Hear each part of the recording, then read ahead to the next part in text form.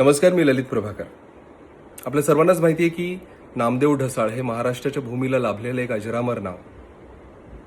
त्यांच्या परखड भाषेने, त्यांच्या लिखाणाने त्यांनी झोपलेल्या सत्ताधाऱ्यांना जागं केलं, अख्ख्या महाराष्ट्राला जागं केलं. आजपर्यंत त्यांच्या कविता तुमच्या वाचनात आल्या असतील, पण त्यांच्या कवितांवर आधारित नृत्य प्रकार तुम्ही क्वचितच बघितला असेल. येत्या 27 जून रोजी शनिवारी रात्री 9:30 वाजता भरतनाट्य मंदिर पुणे इथे एक आगळावेगळा प्रयोग होणार आहे. निर्माण आर्ट्स निर्मित भयंकराच्या दरवाजात कोण हा तो प्रयोग आहे.